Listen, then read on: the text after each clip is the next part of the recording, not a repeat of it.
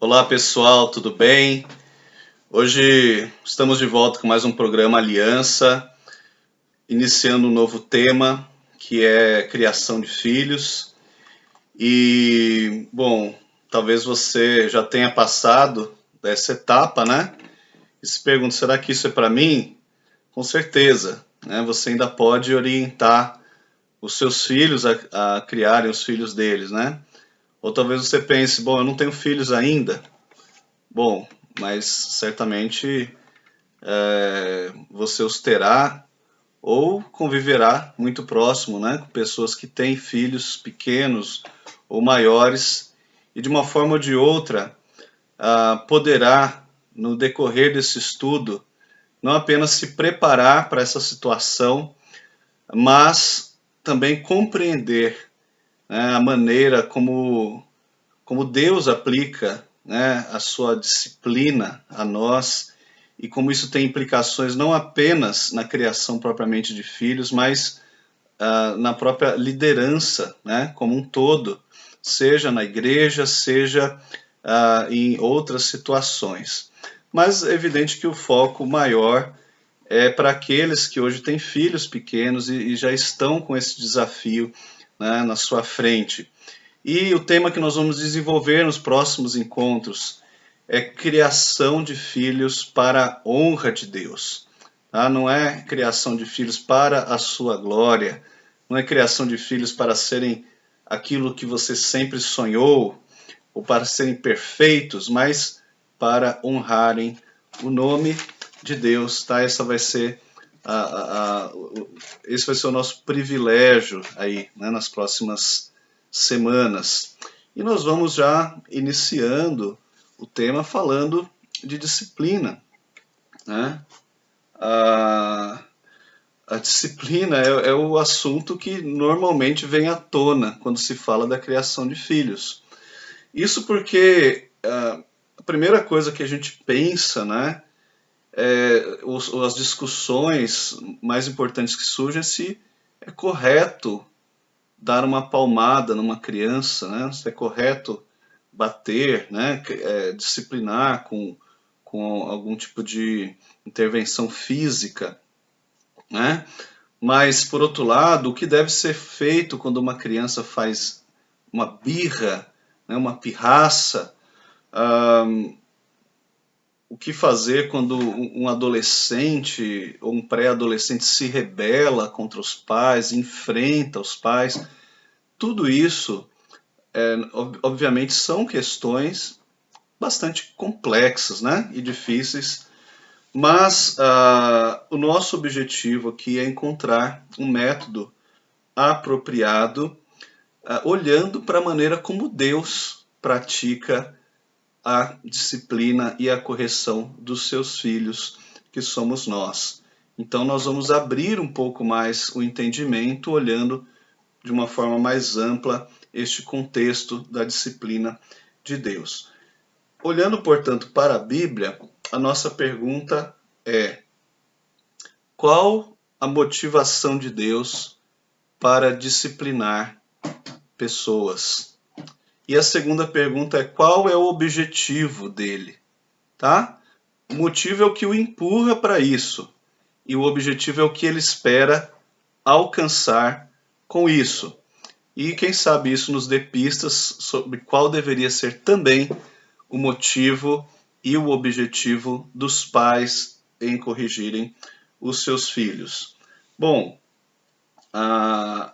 vamos observar no meio do caminho qual a relação que existe entre a punição, né, a intervenção física e propriamente a instrução, né, a educação, a edificação que resulta da disciplina, de maneira que a gente possa associar o comportamento externo com o desenvolvimento de um caráter que é interno, tá? Digo isso porque daqui a pouco nós vamos ver as tendências atuais, uma enfatizando demais o aspecto externo e a outra o ignorando por completo, ambas esperando que o interno aflore né, muitas vezes de maneira mágica, né, automática.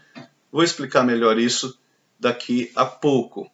Mas, de uma forma geral, a nossa sociedade tem dificuldade com o tema da correção de filhos. Isso entra para dentro da igreja, tá certo? E a ideia, né, a ideia predominante, talvez, mesmo que não seja dita, é que a disciplina ela é vista como uma falta de amor para com a pessoa disciplinada.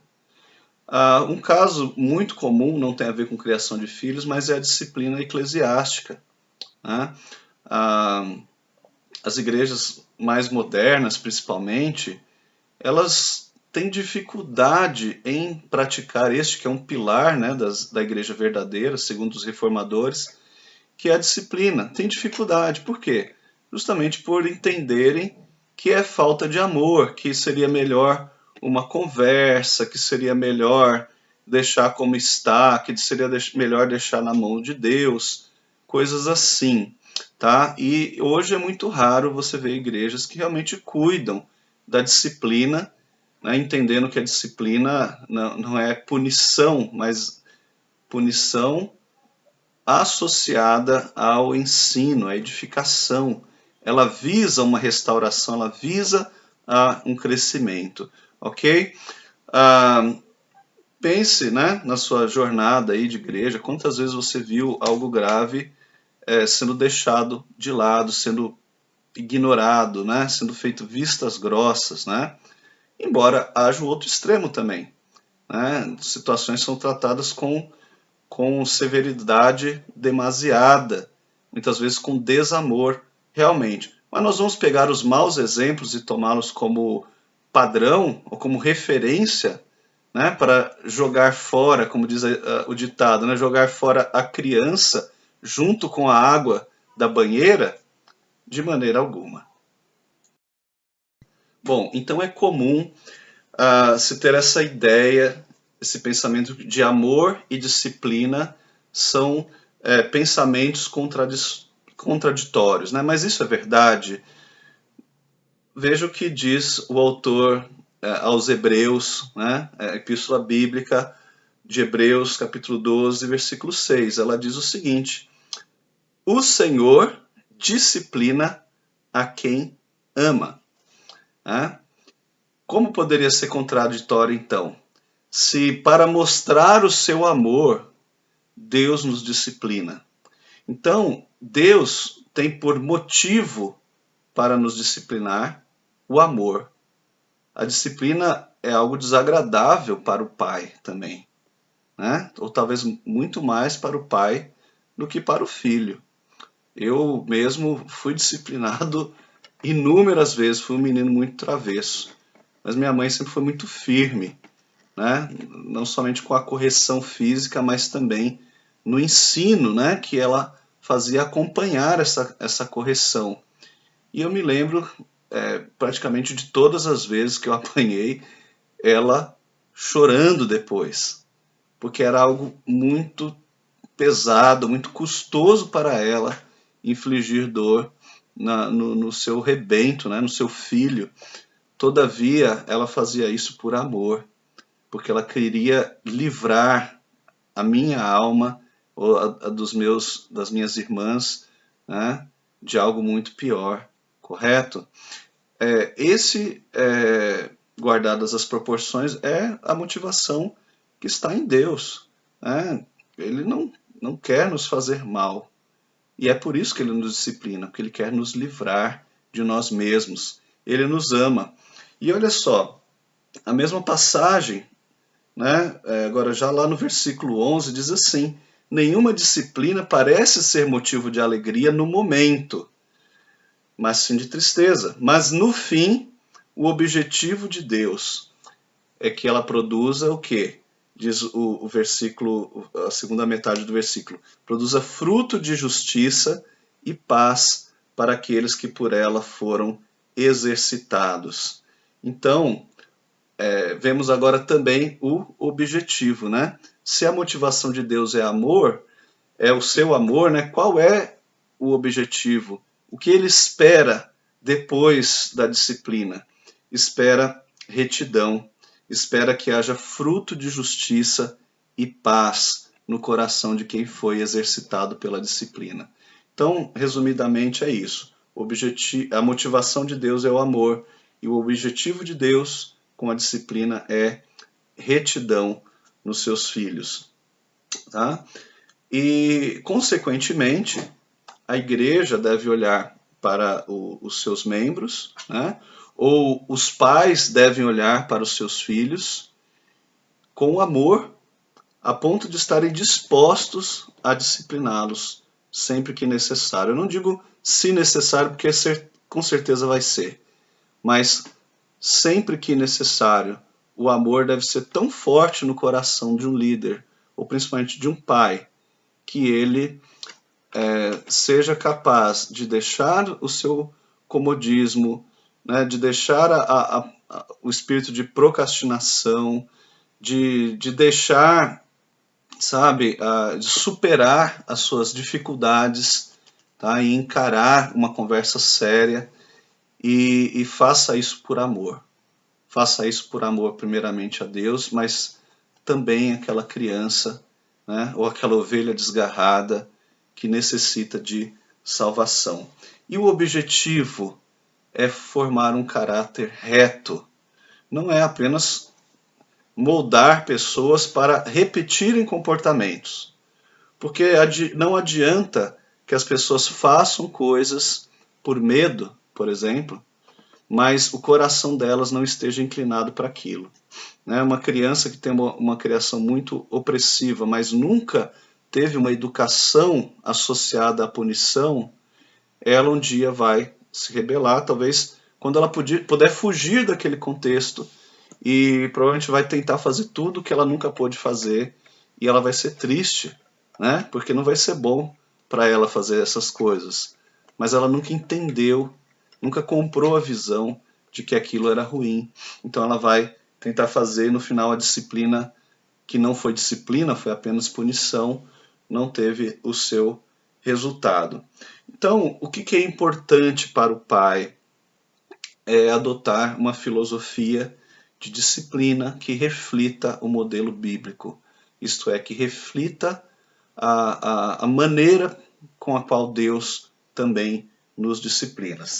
E aí nós vamos então agora para Efésios 6, versículo 4, que nos diz assim: Pai, ou pais, né? E aqui principalmente o pai mesmo, né? Que numa família bem ajustada deveria ser o principal responsável pela disciplina dentro da casa. Pais, não irritem seus filhos, antes criem-nos segundo a instrução e o conselho do Senhor, né? Ou não provoqueis os vossos filhos a iras, antes criai-o na disciplina e admoestação do Senhor, conforme uma outra versão, as duas coisas querendo dizer a mesma coisa. Não provoqueis os vossos filhos a ira, ou não irriteis os vossos filhos, significa o quê? Que Deus deu uma autoridade para o pai e para a mãe, mas ele não tem o direito de abusar desta autoridade, certo? Ele não tem o direito de usar esta autoridade apenas por capricho, né? Ou apenas para engrandecimento pessoal, por orgulho, tá? Ele não tem o direito enfim, impor algo que a lei de Deus não impõe para os seus filhos, tá certo? E ele não pode abusar na maneira como ele trata esse assunto. Por quê? Porque, em última análise, ele não estará refletindo o caráter de Deus sobre os seus filhos, porque não é assim que Deus trata a gente, né? Deus, ele pune, ele disciplina, mas ele faz com amor, ele nos ensina, ele faz isso para nos restaurar, ele faz isso para o nosso crescimento, para moldar o nosso caráter, tá certo? E não para nos destruir, para nos levar à ira, ou para nos encher de desânimo ou angústia, tá certo? Então, quando a gente pensa na criação de um filho, o nosso principal foco tem que ser buscar o desenvolvimento espiritual das crianças, né? Deve ser treinar o coração delas, né? Treiná-los de acordo com as instruções de Deus, tá? A disciplina, então, não é só um meio, tá? Ou melhor, a disciplina não tem um fim em si mesmo, desculpem. Ela não tem um fim em si mesmo, ela não é o objetivo, ela é um meio para se chegar a um objetivo, ela é um meio intencional. O pai não pode simplesmente esperar que o filho chegue lá, né? Tem um caráter formado segundo o padrão das escrituras, automaticamente, sem disciplina, sem instrução. Criança não chegará lá assim automaticamente, né? Salvo raríssimas exceções, mas não sem alguma intervenção da parte de Deus. O certo, né? O padrão é que o pai tem que se planejar, se preparar, se capacitar para disciplinar os seus filhos, sim. Isso tem que ser algo intencional. O que significa que se ele não se preparar, ou ele vai ser omisso, né? Ou ele vai agir por impulso, né? E a dose vai ser incorreta, inadequada e totalmente desproporcional, fora de foco, sem o ensino que deve acompanhar, e vai voltar lá, né? Provocar o filho a ira, que é o que Deus proíbe em Efésios 4. Tá certo? O que o mesmo versículo conclui dizendo é que você deve ensiná-las com persistência aos seus filhos, né? Você deve criá-lo segundo a disciplina e a admoestação do Senhor. Um texto que nos ensina muito sobre como é criar na disciplina do Senhor é Deuteronômio capítulo 6. Lá existe um texto que é muito conhecido, inclusive é um daqueles textos que os judeus, né, no Antigo Testamento recitavam, né, e faziam isso todos os dias. É aquele texto que começa no versículo 4 em diante, né? Ouve Israel. A palavra ouve em hebraico é Shema, e por isso esse texto todo é chamado por eles de Shema, né? Ouve.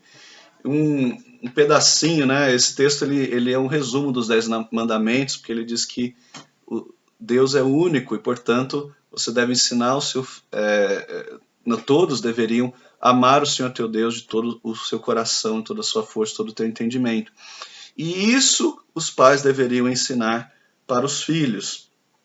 Diz assim, lá no versículo 7, né? Deuteronômio 6:7. Ensine-as com perseverança aos seus filhos. Né? Ou numa outra versão, da Ferreira de Almeida, né? Você as inculcarás, né? Aos seus filhos.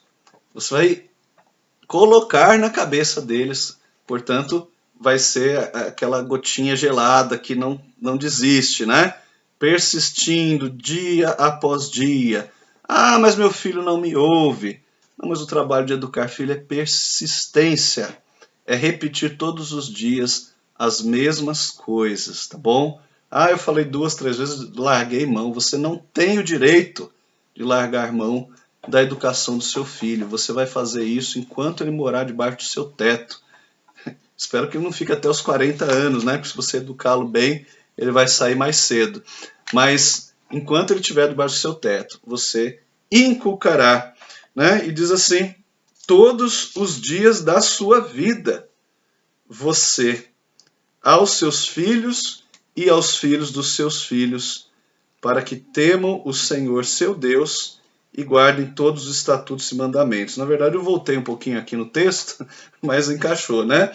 Mas o versículo 7 diz, você inculcará seus filhos, delas falando quando estiver sentado em casa, andando pelo caminho, ao deitar-se, ao levantar-se, né?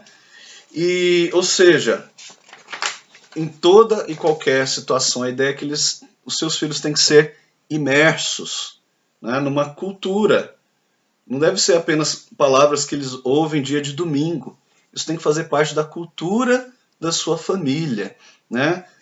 Das suas obras, dos caminhos de Deus refletidos na sua vida a eles. Então a pergunta que os pais têm que responder nesse momento é o seguinte: em que nível Jesus é parte da vida que eu levo e que os meus filhos ouvem e observam todos os dias? Tá? Lembre-se de uma coisa: o principal treinamento dos seus filhos não é o que você diz, mas é a sua vida. Eles vão procurar espelhá-la. Então, é necessário imergi-los, né? Inculcando com perseverança os princípios da palavra de Deus. Provérbios 22, 6, conhecido de todos nós, diz que devemos ensinar a criança no caminho em que deve andar, e assim, quando mais tarde for velho, não se desviará dele. Isso aqui não é uma promessa, tá? Que vai se cumprir em todos os casos. Na verdade, é um preceito de sabedoria.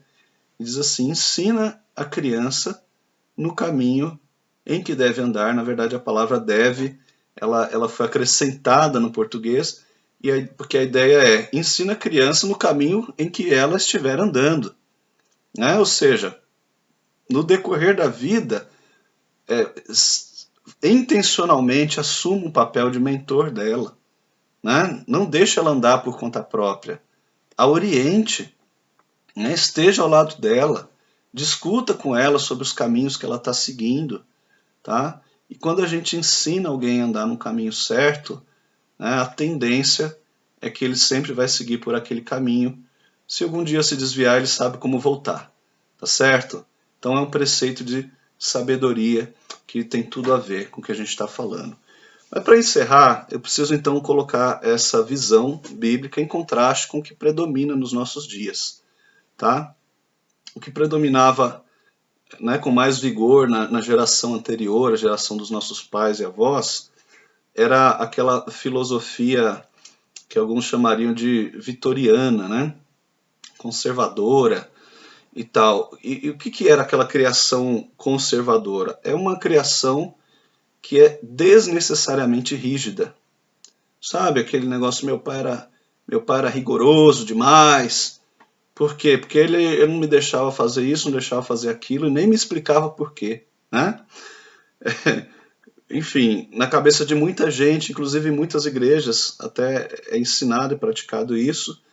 A ideia é que ah, ah, você tem que moldar o comportamento, tá? Então, de todas as formas, normalmente baseado em ameaças, em punições severas, você força um comportamento. Então, a criança está seguindo o pai, e o pai é muito rígido, muito conservador, ela sabe que vai apanhar, então ela tem medo, porque o pai é bruto, ele bate forte mesmo, sabe? Ele bate e não ensina, não educa, ele só bate. Então, por medo, a criança vai obedecer, só que ela não vai ser criança para sempre, tá? Então, por que essas igrejas que ensinam assim estão cheias de criança, mas vazia de jovens, né? Vazia de adolescente? Porque ninguém aguenta. Ninguém aguenta permanecer depois debaixo dessa esfera. Eles falam: olha, o que fizeram comigo eu não quero para os meus filhos. Eu não quero nunca mais ver na minha frente. Né?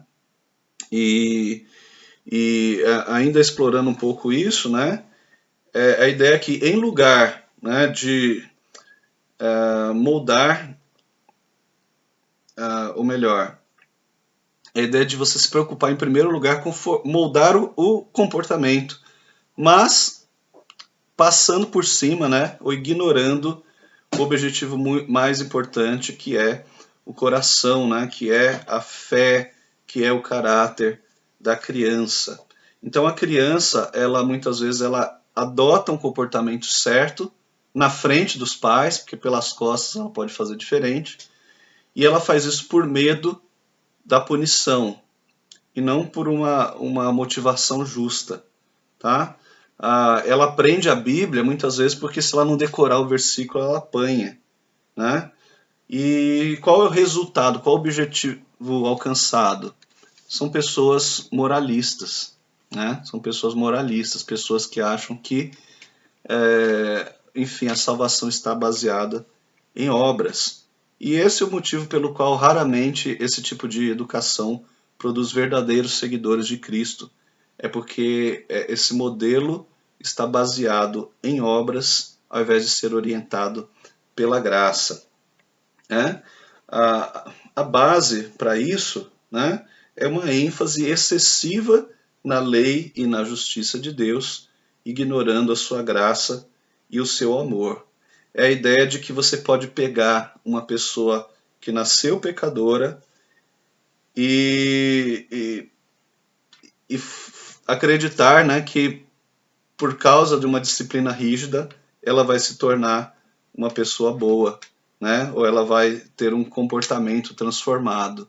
Ela pode ter apenas para inglês ver, né? Como diz a expressão popular. Mas tem o outro oposto, né? Que é resultado, né, desses filhos que foram criados assim tenderem ao outro lado do pêndulo, né? Que é a filosofia permissiva. Como que é a filosofia permissiva? É aquela ideia de que toda disciplina é sem amor, toda disciplina é punitiva e por isso a disciplina tem que ser rejeitada.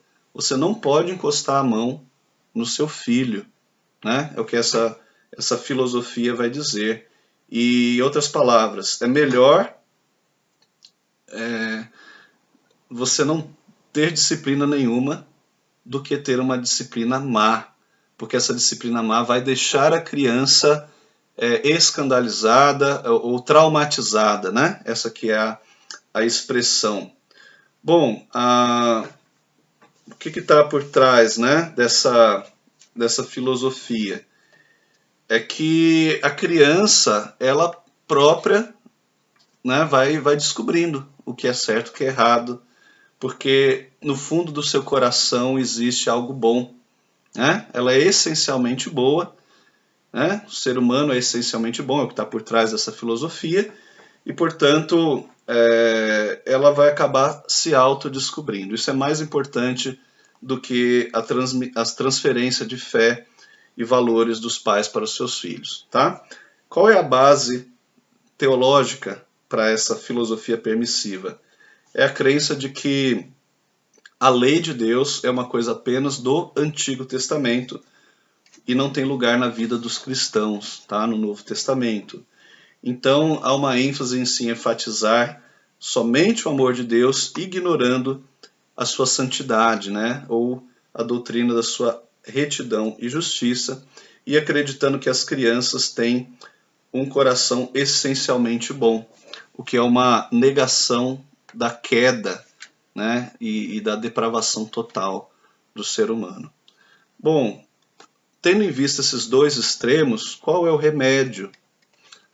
O remédio é uma filosofia de disciplina equilibrada, né, baseada no motivo e no objetivo de Deus, sendo que o objetivo de Deus com a disciplina é a retidão e a sua motivação é o amor. Então, a correção, queridos, ela não é um objetivo por si só. Tá? A criança não ficará pronta só porque você a corrige.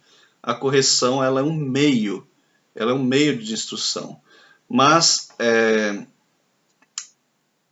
essa filosofia baseada no amor de Deus e na sua retidão, ela tem por objetivo não é mudar comportamentos, mas é alcançar o coração da criança, tá? É olhar com cuidado para o desenvolvimento espiritual da criança, né?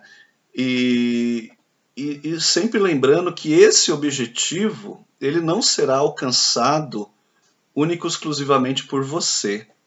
Quando você disciplina uma criança, você não está garantindo que ela atingirá todo o seu potencial espiritual, mas significa que você não a está atrapalhando, né? Não a está atrapalhando com uma filosofia moralista que sufoca, e nem a atrapalhando com uma filosofia permissiva, né? Que dá a ela, digamos assim, uma arma carregada, né? Para causar um estrago tremendo na sua própria vida. Então, como é que o objetivo é alcançado? Ele é alcançado com a ajuda do Espírito Santo. Porque é o Espírito Santo que aplica tanto a lei quanto a graça no coração e na mente da criança. Significa que corrigir uma criança com uma punição corretiva, né, incluindo um castigo físico, lógico, não levando a machucar, né, mas isso eventualmente é sim apropriado, porque está dentro de um contexto maior. Todavia, a própria Bíblia avisa quanto ao excesso, quanto ao abuso. Efésios 4, nunca tratar os seus filhos de modo a produzir ira ou ressentimento neles. Não é porque você disciplina o seu filho, né, respeitando, logicamente, a faixa etária dele, né, não sabendo, né, que uma criança pequena basta muitas vezes encostar, né, não precisa nem causar dor, né, uma criança maior, uma severidade maior é necessária. Todavia, você sabendo esse limite, né, e fazendo a criança entender os motivos e explicando as razões, né, principalmente não que ela te deixou irado, mas o quanto as ações dela contrariam a lei de Deus e desagradam a Deus, né, o quanto isso a afasta da salvação, quanto isso a afasta do amor de Deus, com a linguagem apropriada a cada faixa etária. Não tenha dúvida que será um instrumento poderoso nas mãos do Espírito Santo para o crescimento dos seus filhos, né? Mas o fato de você estar atento quanto a não causar ira no coração da criança não pode deixar, né, que você também seja omisso, tá? A ideia é que nem a disciplina rígida e nem a falta de disciplina seja uma pedra de tropeço espiritual para os seus filhos. Mas não basta entender a motivação de Deus e o objetivo de Deus. Mas é importante, né, que você entenda que está desenvolvendo uma vida espiritual madura e capacitada com firmeza. Significa, irmãos, em outras palavras, que você sozinho jamais vai imitar, né, no mesmo grau aquilo que Deus é, aquilo que Deus faz. Mas significa que você precisa buscar o poder, né? O poder que vem da graça que flui da cruz de Cristo. Eu tenho certeza que você ouvindo isso, você se sente incapaz. Talvez porque você saiba que você é uma pessoa que lhe falta amor. Você é daqueles severos demais. Sabe gritar, né? Sabe ameaçar. Mais para frente nós vamos falar de falsas ameaças que não educam, né? Sabe talvez até ser violento, que contraria a ideia da punição física bíblica, mas você não sabe o que fazer. Precisa pedir ajuda. Precisa pedir ajuda ao Senhor, ir à cruz, né? Para que Ele, através de uma oração, pedindo ao Espírito Santo que te encha de amor, pedindo ao Espírito Santo que te traga, né, passagens bíblicas que te instruam a diminuir a severidade, a diminuir a crítica, a diminuir a ironia na sua vida e ser alguém mais interessado em educar, em explicar, né, em falar com brandura, a mostrar o seu exemplo de vida, a apontar para Cristo em tudo isso. Eu tenho certeza que o Espírito Santo vai te ajudar. Efésios 4, 29 diz o seguinte: não saia da vossa boca nenhuma palavra torpe, mas unicamente a que for boa para edificação conforme a necessidade, e assim transmita graça aos que o ouvem. Esse é um dos versículos que o Espírito Santo pode trazer ao seu coração, né? Não é com gritaria, não é com xingamentos, não é com ameaças que você vai educar os seus filhos. Mas pode ser que você esteja no outro extremo. Você é aquele pai ou aquela mãe que não consegue encostar a mão no seu filho, que não consegue corrigi-lo quando ele faz birra, quando ele faz pirraça, quando ele te afronta, quando ele te desobedece, te humilha na frente das pessoas. O pai que não bate percebe que não demora muito para o próprio filho bater nele. E eu não estou falando de gente grande, não, estou falando de criança pequena que bate na cara da mãe e do pai. Ora, da mesma forma você precisa pedir ajuda ao Senhor, né? Você precisa pedir ao Espírito Santo que te encha de temor, né? E um amor que te faça superar os seus medos, os seus receios. Um problema muito grande é que as pessoas ainda não aprenderam a colocar os filhos no altar de Deus. Elas veem os filhos como ídolos, como troféus, né? Como tesouros, né? Que refletem todas as suas aspirações e propósito, né? De felicidade nessa vida. Pelo contrário, os nossos filhos não são nossos, eles pertencem a Deus. E Provérbios 23, 13 diz o seguinte: não deixe a criança sem disciplina. Em outras palavras, não negue a vara ao seu filho, na versão João Ferreira. Porque se você a castigar com a vara, ela não morrerá. Você a castigará com a vara e livrará a alma dela do inferno. O que você prefere? Né? Evitar, né, de mostrar à criança a severidade do erro dela, que afronta a santidade de Deus, ou mostrar tamanho desamor na sua omissão, ao ponto de permitir que ela vá sozinha para o inferno, naquela ideia de que ela é que tem que escolher. Você, como pai, não tem responsabilidade alguma. Não deixe o diabo te enganar.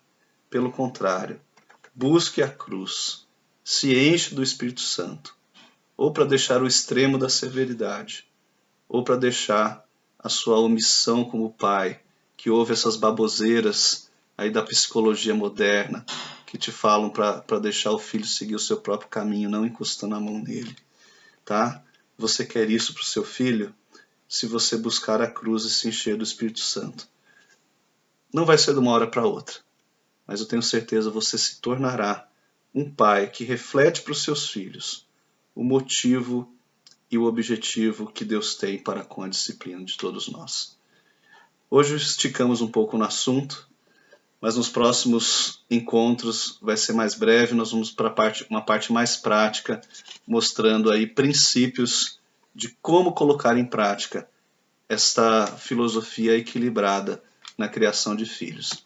Deus te ajude, Deus te abençoe, tá? E que possamos realmente ser um povo que ama o Senhor de todo o coração e que tem isso dentro da nossa mente, algo que os pais inculcam aos seus filhos. Deus assim abençoe a todos nós.